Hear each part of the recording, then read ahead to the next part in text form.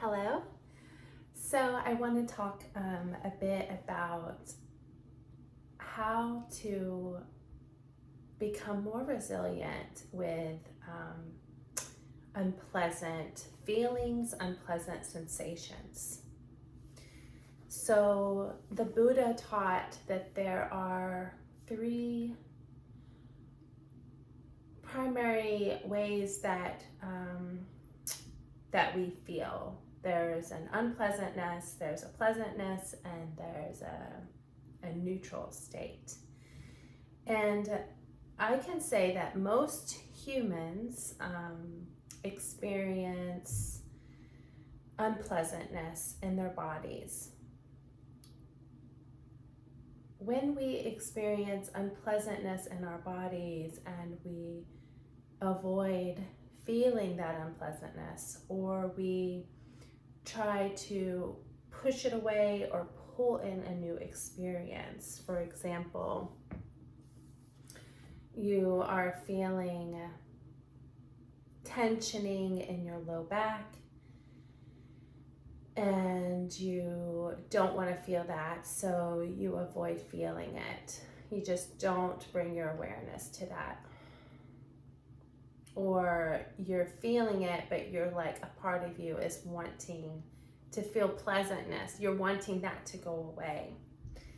So as you can see and maybe get a sense of on the bioenergetic level, you are avoiding being with the unpleasantness. So you're either pushing it away, or you've got your back to it and you're pulling in for a new feeling experience. And so what happens energetically when we don't meet our felt experience with openness and with courage and with faith and with trust, then it just keeps compounding. And what the Buddha calls that compounding of that unpleasantness is dukkha. So we're just compounding our dukkha, our suffering.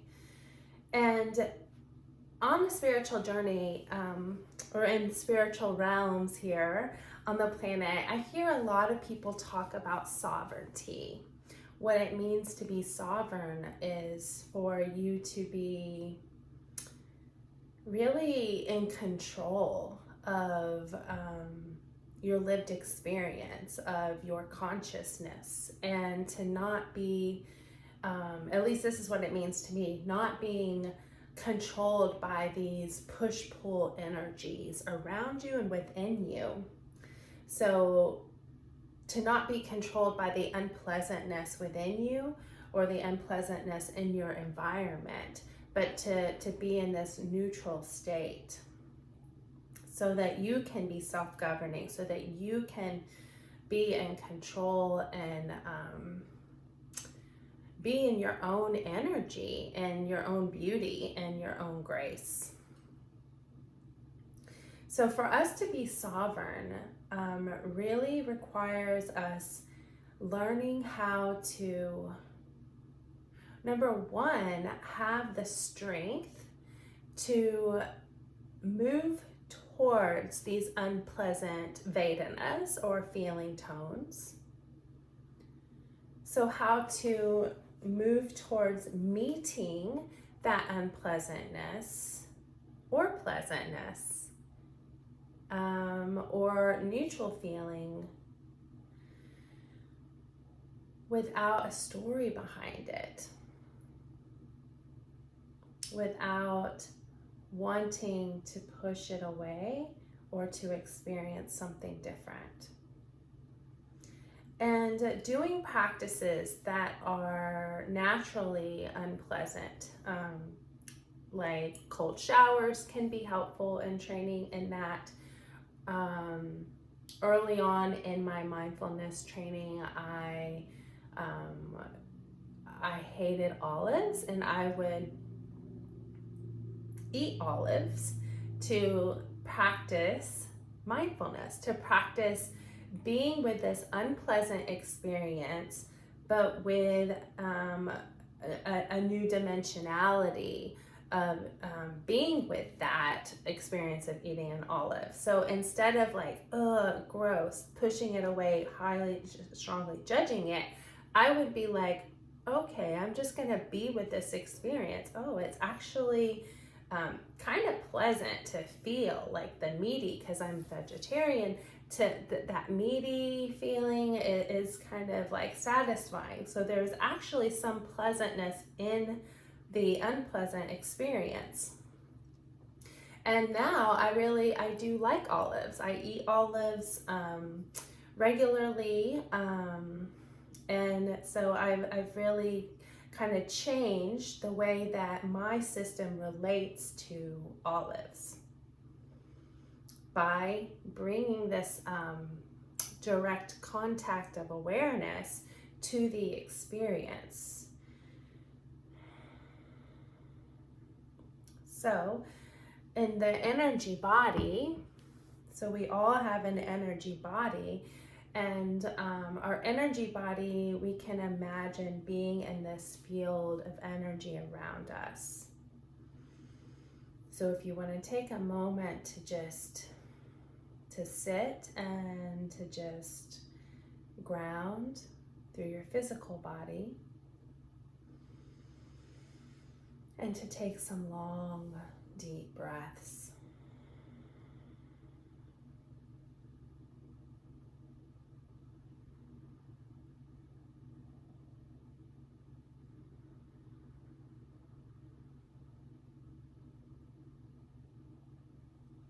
And begin by just getting an awareness of your tailbone.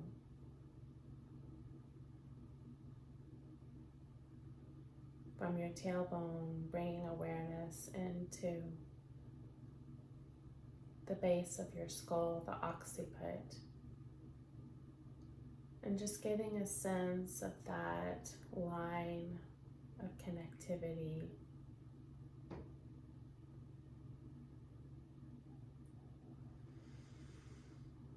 Take a few more deep breaths here.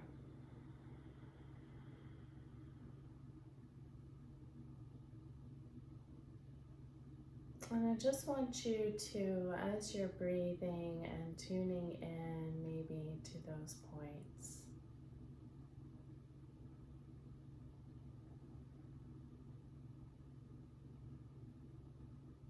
see if you can just scan the space outside of the body and noticing if there's an area that's more open than other areas. Just learning how to tune into this field around you.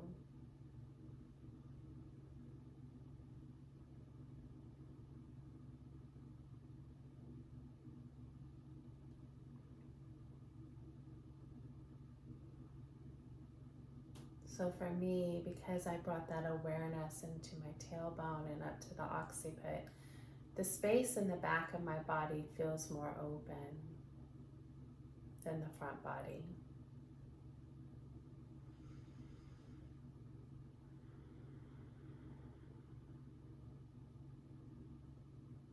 Now I want you to explore finding a place within your body or within your felt experience here that is unpleasant. Maybe it's just from a constriction or feeling closed. Maybe it's the whole system that you're not able to find an opening or softening in the field.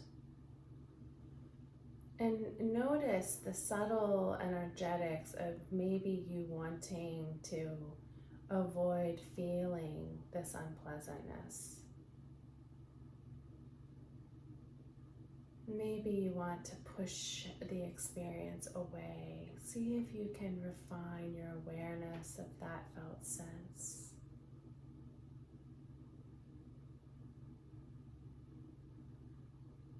And if there's anxiety around that, just finding some trust here in this process and meeting yourself and your experience where it is.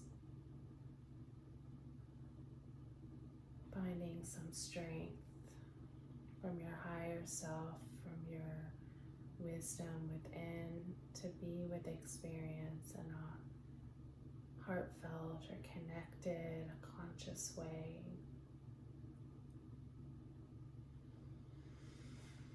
Maybe there's a part that is wanting to feel pleasantness, to feel something else that's more pleasant, so you can connect to that.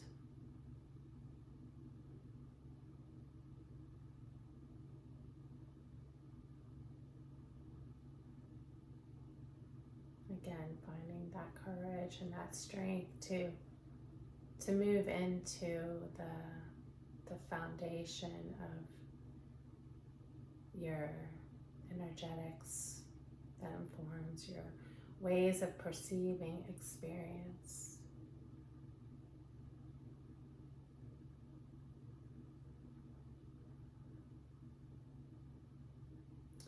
And if you're not able to connect with what you're feeling or you're sensing there, that's okay.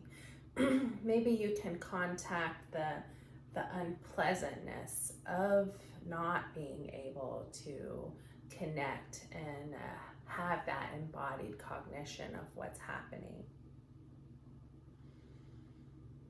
Taking just another breath, another moment where you are. Being curious if anything has shifted when you start to bring in some awareness, to make some connection with your feeling experience.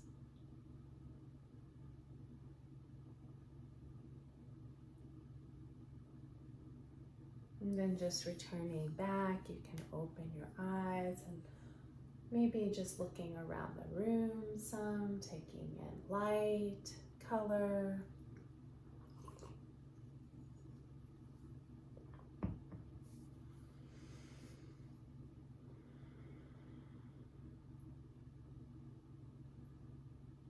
Beautiful. So I found that this practice is so powerful in giving me control. For so long, I lived at the mercy of these energies of either wanting to avoid or pushing something and pushing away or pulling in a new experience. And now if there's something in my field that is resonant of dukkha, of suffering, where there's lots of resistance, what I can do is I can just sit with that, and I can really become intimate with that felt sense of wanting to experience something different. And I can just kind of dream into the energy. Really, I'm just dreaming into the form and the structure of that density. And as you practice that, you cultivate this ability to not be identified. And actually, that is an element that's really key as well. And how can I be with this dukkha? But how can I be with it in a way where I'm not clinging to it as mine, and that I'm not letting this dukkha inform my identity of self? Because ultimately, we are evolving out of these more primal ways of being as a species. And a lot of the resistance that we have, a lot of these conditionings and conditions and programmings in our energetic field come from our ancestors. They come from the collective consciousness. So it's not ours. It's just our energetic system hasn't been upgraded in a way to have to learn a different way of being. So it really takes also the cultivation of self-compassion, which is this concept of you wanting to be liberated, you wanting to be free of this pain and of this suffering, and you being willing to take action towards that liberation. And that's what this way of looking at experience offers, is it offers you the opportunity to expand your potentiality so that you're not so contracted, and that you can be more expansive and more embodied in your power, and just really that you can cultivate and embody this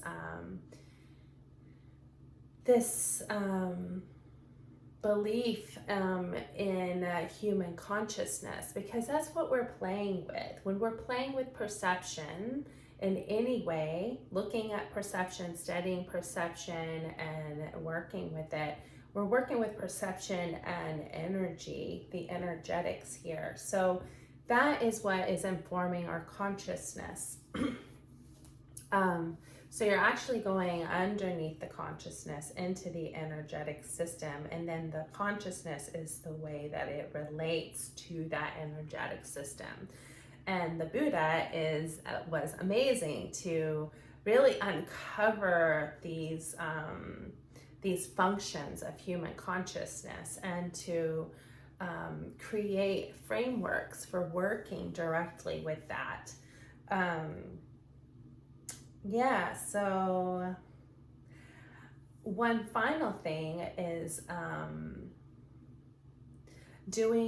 what I have found is doing body-based practices that connect you directly into the feeling state of the body. A lot of us may not have access to these realms of feeling, these feeling states, because we've been so disconnected from feeling the body. We've been so armored from feeling it, because let's be honest, it's pretty intense on this planet to be in a body. But I would say that to be unskillful in a body. We can be skillful in our bodies through the way we direct our awareness, through the ways that we care for our bodies and our energetics. And so I'm not talking about doing a yoga practice or exercising. I'm talking about making direct contact with your fascial system, with your sense intelligence. So when you get a trigger, there's energy that is released in your system, in your nervous system, through your energetic system, and that energy is also interfacing with your energy body outside of you that we were kind of exploring, and that energy is moving through your fascial system. Your fascia is a sentient organ, so it is sensing what's happening and communicating that all to the brain. So what happens is that we experience this trigger or this stress experience, whatever it may be, and then that energy most often just stays in our body, right? It doesn't get to discharge out. It needs to discharge. It doesn't get to discharge because, one, our energetic system, our energetics, our consciousness is contracting around that because it's unpleasant feeling, right? It feels unpleasant, so we are avoiding feeling it, which does not discharge energy. It contracts the energy body to compound and build the energy of that unpleasantness. Or we are avoiding it and pulling and wanting to experience something different. So that is not discharging the energy either. So that energy just stays built in the system. Now, what we can do is we can do practices like, for example, using, you can use your hands, or even better, you can use a therapy ball that is constructed for the fascial system. Maybe you have tennis balls or racquet balls, and you can explore using those as well.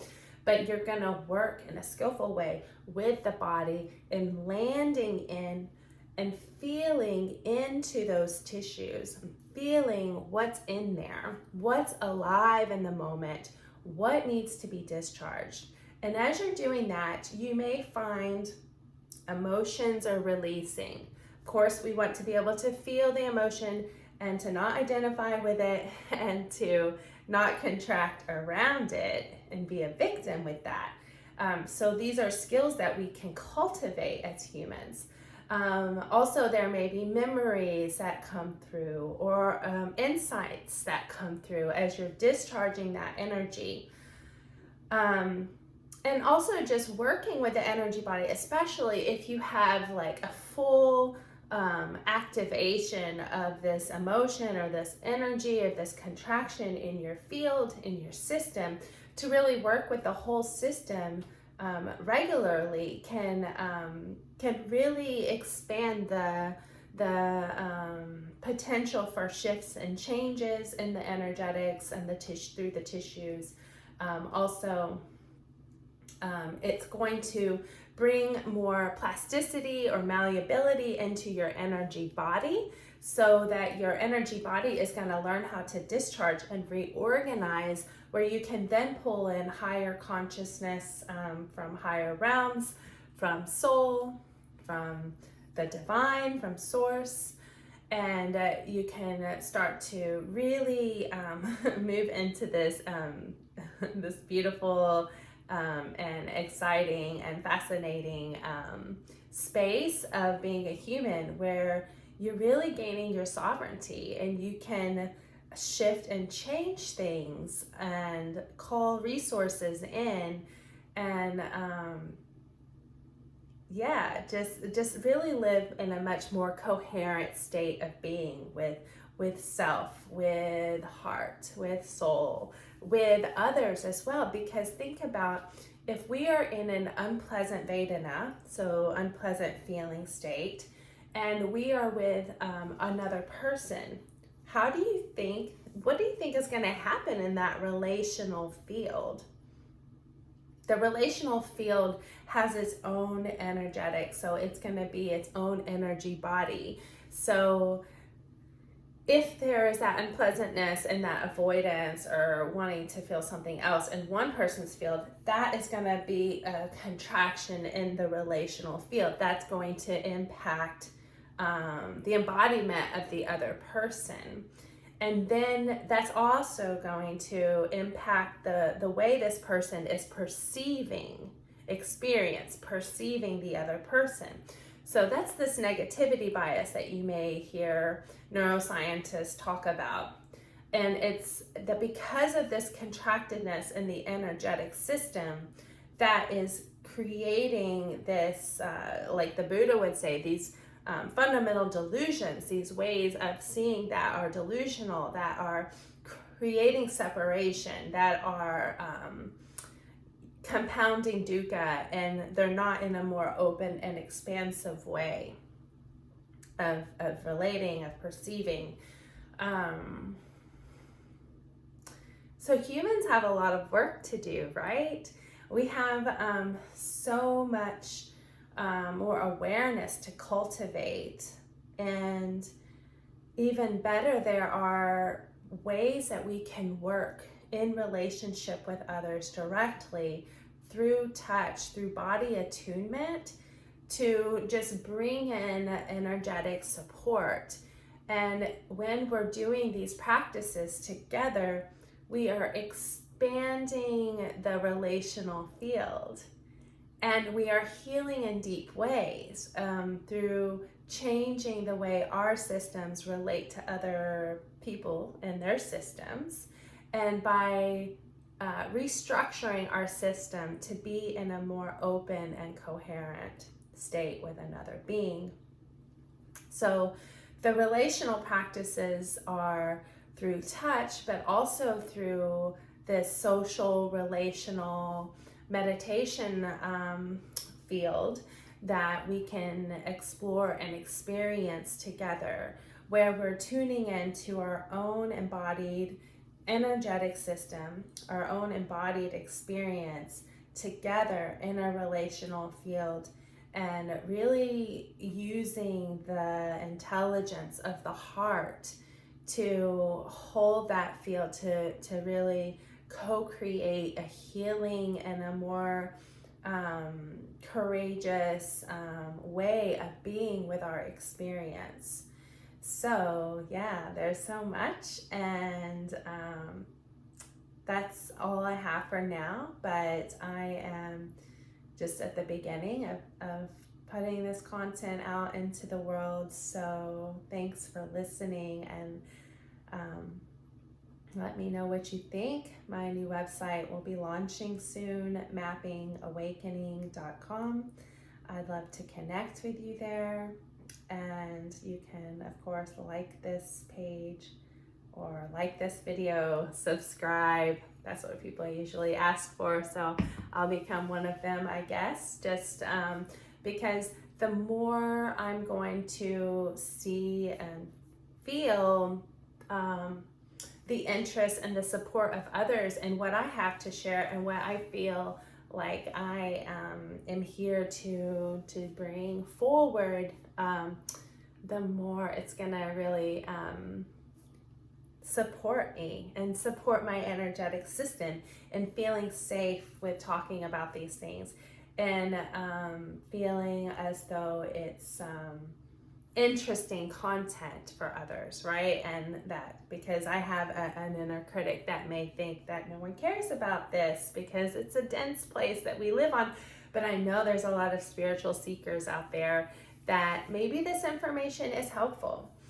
So I will be also launching some classes on YouTube, some practices to support you in connecting more to your feeling state of the body, and bringing that malleability into your cells so your cells can start to awaken and discharging energy out of the body and out of the tissues and out of the field.